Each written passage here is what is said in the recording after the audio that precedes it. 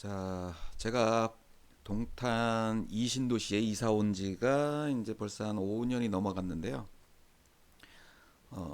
제가 이쪽으로 이사 온 목적이 있었어요.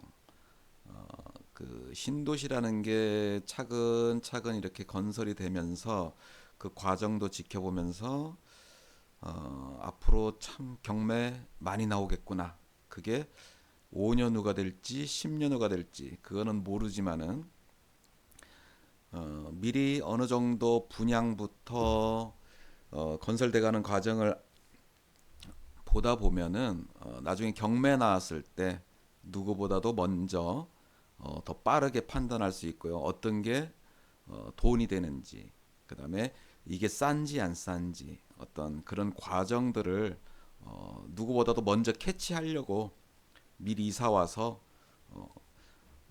미리미리 이런 과정들을 보고 이제 경매가 나왔을 때 더 빨리 더 빨리 캐치를 하기 위해서 제가 동탄에 이사 왔고요. 이제 그런 시기가 왔습니다. 경매의 시기가 왔습니다. 굉장히 무르익었다고 볼 수가 있어요.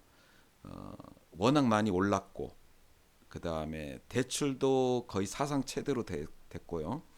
그 다음에 이자율까지 상당히 많이 올랐기 때문에 이제 앞으로 경매 세상이 왔다고 볼 수 있습니다. 2024년부터 뭐 수없이 많은 물건들이 나올 거고요. 뭐 지금 뭐 올해 뭐 9월이나 10월 요때 이제 낙찰된 물건들을 보면은 동탄투를 좀 유심히 봤거든요. 그럼 낙찰자랑 얘기도 해보기도 하고 그 낙찰자의 뭐 한 대부분은 아니지만은 많은 사람들이 젊은 사람들 영끌이었어요. 대출을 90%씩 받고 낙찰가에 그런 사람들이 상당히 많았어요. 동탄2에 나온 아파트 입찰한 사람들이 낙찰 받은 사람들이요. 자 이제 더 어려워지는데 지금 이제 저는 뭐 유튜브를 할 때 이런 다가구나 상가주택 위주로 이렇게 이제 설명을 해 드리는데 지금 얼마 전에도 요 밑에 지금 오늘 소개해 드릴 거는 이 호수공원 앞에 있는 상가주택이고요. 전에 두 건이 나왔던 거는 이 아래 장지동 쪽에 아래쪽에 약간 외곽이죠. 동탄에서 보면 외곽 쪽에 두 건이 이미 낙찰된 상황이 됐고요. 생각보다 금액이 낮게 됐습니다. 물론 신도시의 상가주택, 다가구 주택은 달라요. 일반적인 다른 지역하고 다릅니다. 왜냐하면 규정이 되어 있기 때문에 지금 이제 여기 나온 두 건 같은 경우도 이제 전부 다 상가주택이죠. 여기가 먹자 골목이라고 할 수 있는데 동탄에서 그래도 좀 많이 형성된 상가주택이에요. 먹자 음식점들이 많이 형성된 곳인데 이 두 건 같은 경우도 이제 이쪽 지역의 어떤 그 신도시를 형성하면서 규제 사항이 있어요. 뭐 세 가구 이상 짓지 말라. 1층은 상가, 2층, 3층 합쳐서 세 가구. 거의 다 그렇게 지은 상가 주택들이에요, 여기는. 자, 그다음에 이제 여기도 먹자 골목이 형성이 되면서 제가 뭐 먹어본 데가 한 6군데 정도 된 것 같아요. 그중에 이제 손님 줄 서서 먹는 데가 한 두 군데가 있었고요. 이제 그런 상가들입니다. 물건을 오늘도 뭐 자전거 타고 가서 제가 찍은 사진들인데 뭐 동영상으로 찍는 거는 조금 그렇더라고요. 그래서 저는 사진으로 항상 설명해 드립니다. 건물이 요거랑 요거랑 다른 건물인데도 주인은 같아요. 주인 같은 물건. 자, 물건 보시면은 지금 요게 1번 물건이죠. 1번하고 2번 물건. 이렇게 사건 번호는 같은데 소유자가 같습니다. 그래서 1번 물건부터 보시면은 14억이에요. 감정 가격이. 토지가 70평, 117평 건물은. 2번 물건은 조금 더 커요. 80평, 122평. 그래서 감정 가격이 조금 더 높은데 위치적으로도 2번 물건 지금 이 물건이 조금 더 위치는 좋아요. 보시면은 이 큰 대로변 뭐 크지는 않지만은 2차선 도로변에 코너에 있는 요 건물이 아까 16억 2번 물건이에요. 16억 8천. 그다음에 요 안에 조금 들어간 물건이 14억입니다. 감정 가격이 14억. 둘 다 한 번씩 유찰돼서 70%가 되었습니다. 자, 아까도 말씀드렸다시피 이 신도시에 있는 다가구나 상가주택은 어떤 수익성으로 접근하는 물건은 아닙니다. 왜냐하면 규제가 있기 때문에 이 세 가구밖에 못 짓기 때문에 1층 빼고 2층, 3층에 세 가구밖에 다 안 짓습니다. 두 가구 지은 건물도 있고요. 그래서 보통 2층에 두 가구, 3층에 한 가구 이제 이런 식으로 짓는 건물이 제일 많고요. 그래서 2층 같은 경우는 투룸 두 가구, 3층은 뭐 3룸이나 4룸 이제 이렇게 짓는 경우가 있습니다. 자, 일단은 1번 물건부터 보시면은 여기 건축물 대장 보시면은 2층에 두 가구, 3층 한 가구. 둘 다 이렇게 지었어요. 두 개 건물 다. 2층에 두 가구, 투룸 두 가구, 3층은 3룸 한 가구. 이제 이런 식으로 다 지어놨고, 뭐 위반 건축물은 신도시는 거의 없습니다. 위반 건축물은 거의 없기 때문에 다 비어 있습니다. 자, 그래서 어떤 수익률이나 내가 들어가는 자본 같은 경우가 이제 조금 달라요. 지금 1층 같은 경우 월세가 200만 원, 2천에 200만 원. 저렴하죠. 여기 같은 경우는 보시면은 지도를 그냥 볼게요. 모터케이라는 이제 그뭐 튜닝이라든가 자동차 이제 뭐 특히 외제차 위주로 뭐 정비를 하는 이제 그런 오늘도 가보니까 영업을 하더라고요. 불을 다 켜져 있고. 그래서 뭐 영업은 잘 하는 것 같습니다. 이제 이쪽 동네에 튜닝이나 이제 정비 뭐 요런 게 잘 없기 때문에 잘 잡은 것 같아요. 이 뒤쪽에 잡아야 그나마 월세가 좀 저렴하니까 이게 이제 1번 물건 14억짜리 감정가. 그 다음에 같은 주인인 요 2번 물건이 16억짜리. 지금 식겁이라고 음식점으로 이제 이렇게 되어 있는데 오늘 제가 가보니까 다 뺐어요. 간판도 다 뗐고 비어 있습니다. 원상복구 잘 해놨습니다. 잘 해놨으니까 이제 새로운 임차인을 드리면 되는 건데 보통 이쪽 변에 이쪽 대로변에 있는 뭐 이런 이 건물은 조금 더 크긴 한데 이 돈가스집 요런 1층 같은 경우 보통 400만 원 월세가 한 400만 원 정도 될 겁니다. 여기는 근데 C급 같은 경우는 한 300이나 350 정도 했을 거예요. 조금 평수가 약간 작아요. 이쪽보다는 작고 이제 뭐 뭐랄까 위치적으로도 이쪽이 좀 비어 있다 보니까 이쪽 땅들도 뭐 다 나왔는데 한 10억씩 나왔어요. 땅값은 뭐 이따 뭐 네이버 부동산을 한번 보시면 되고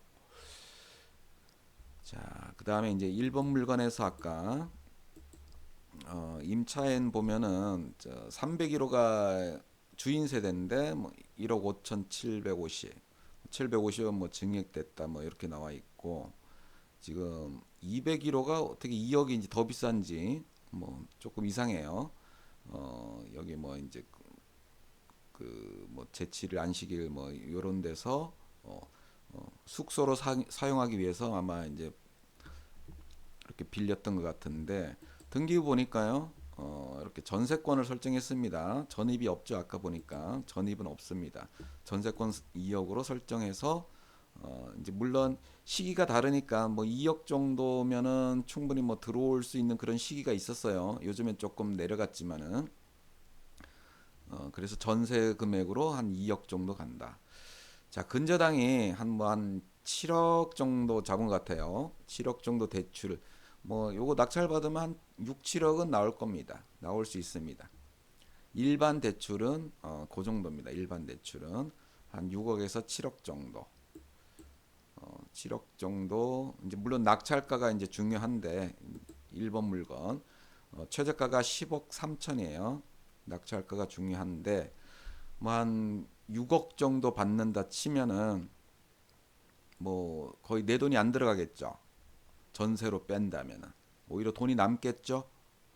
그래서 이제 이런 물건 같은 경우는 1층 월세를 받아서 내 대출의 월세, 그러니까 내 대출의 그 이자를 내는 걸로 가고, 그 다음에 전세로 둬서 내 돈은 안 들이가는 방향으로 이렇게 투자를 하는 방식입니다. 물론 초반에 내 돈이 좀 있어야 되죠. 잠깐 들어갔다 보증금 받으면 이제 그때 회수가 되는데 이제 그런 돈들이 사실 잘 없어요. 잘 없기 때문에 또 신탁 대출을 먼저 낙찰가의 한 뭐 80에서 90% 신탁 대출로 먼저 받은 다음에 이제 또 해결하는 방법들을 이렇게 생각하는 그런 사람들이 요즘엔 많이 있습니다. 어쨌든 일반 대출 받고 전세금을 받으면 내 돈은 안 들어간다. 최저가를 기준으로 하는 겁니다. 이제 이런 물건이 만약에 금매로 한 12억 정도 나면 뭐 금방 팔립니다. 지금 이제 이런 신도시에 있는 이런 물건들은 이런 3층 상가, 상가 주택 같은 경우는 아파트에 살기 조금 지겨운 사람들이 있어요. 그런 사람들이 이쪽으로 나오려고 주인 세대는 본인이 살고 그 다음에 뭐 아파트로 오랫동안 이제 살다 보니까 이제 그런 뭐 지겨움도 있지만은 이제 조금 이제 다른 쪽으로 돈을 벌었던 사람들이 약간 주변 사람들한테 과시용으로 이런 건물을 한 번씩 사기도 합니다. 아, 나 상가 주택 사서 월세 받아 살아. 이제 이렇게 월세로 돌리는 경우도 많이 있고요. 자, 요 1번 물건 같은 경우는 그렇게 다 빠지죠. 자, 근데 이제 2번 물건은 조금 이제 한 1억 이상이 조금 더 비싸죠, 최저가가. 자, 물론 이제 여기 1층 식겁이 있었지만은 이 1층도 상가를 이제 채워야 되죠. 채워야 되니까 이제 그런 문제점들. 자, 그러면 이제 네이버 부동산을 한번 볼게요. 어느 정도 채울 수 있는지. 자, 보시면은 네이버 부동산의 이 동네입니다. 이 동네 나와 있는 물건들.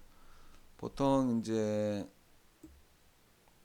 건물이 보통 15억 정도에 나와요. 이렇게 15억 9천에 뭐 나왔다고 하는데, 자, 그다음에 다가구 요게 2층이죠. 2층 1억에 110만 원이면은 좀 이제 주인 세대입니다. 여기는 주인 세대.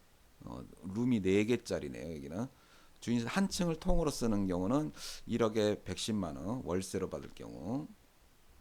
여기 보니까 또 매매가 23억짜리도 있죠. 이건 뭐 팔겠다는 얘기가 아니죠. 이런 거는.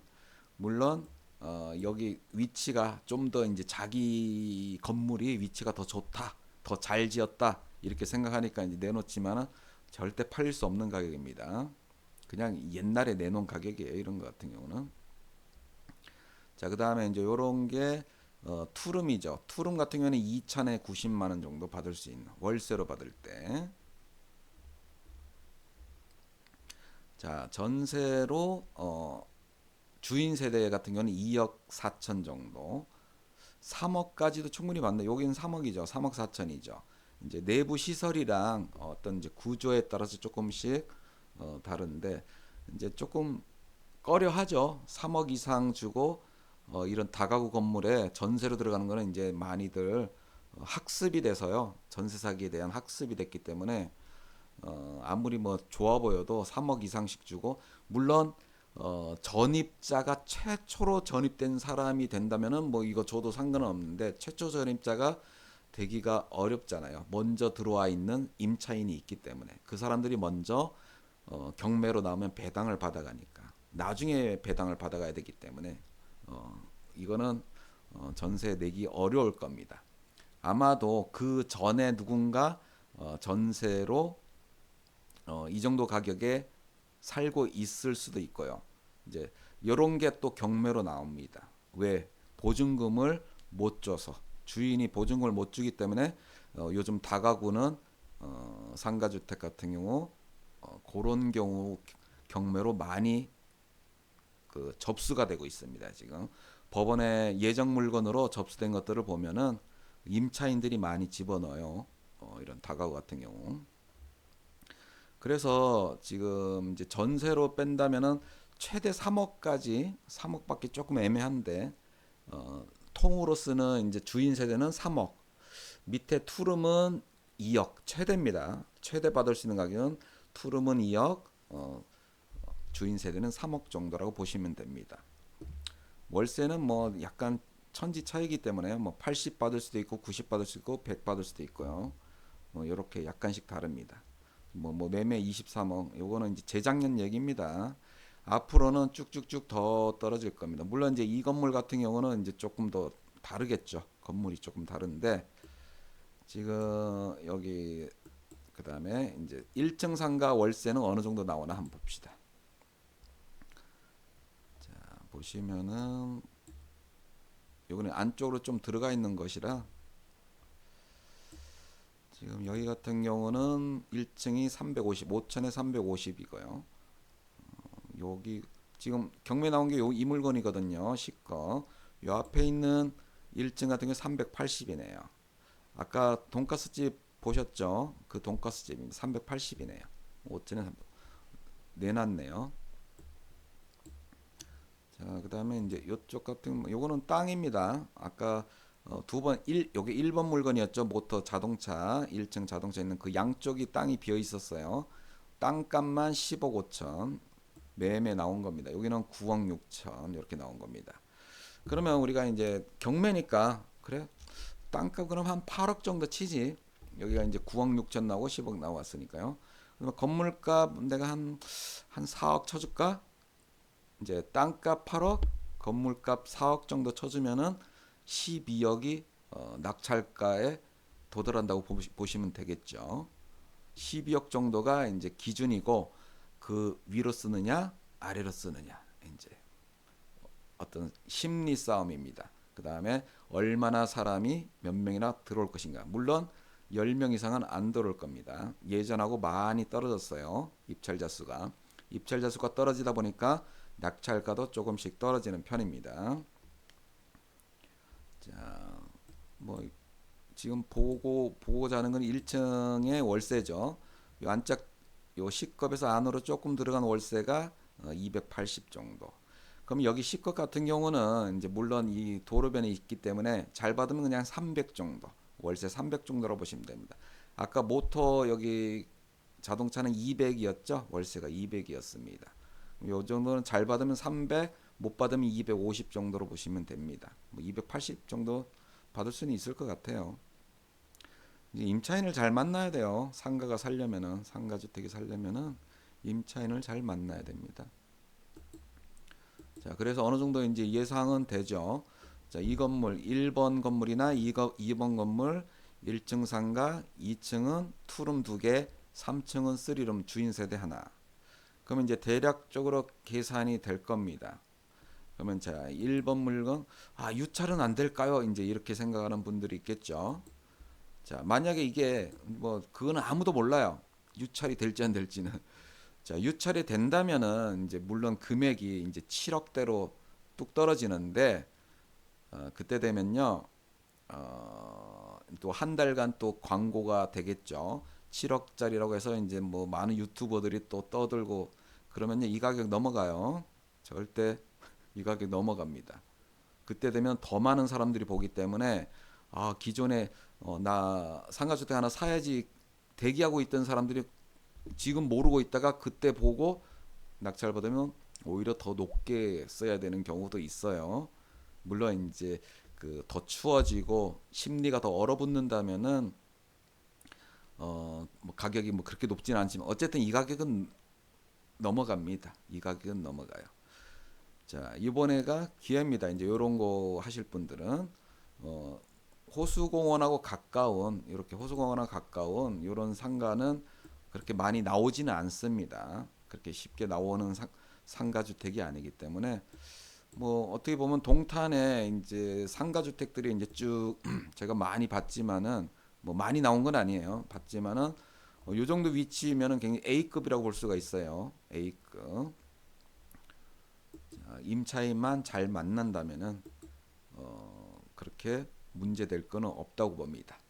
자, 입찰은 1월 24일 한번 행운을 보시고 관심 있는 분은 제 전화번호 있으니까 연락 주시고 자, 관심 있는 분들은 연락 주세요. 이상 경매래였습니다.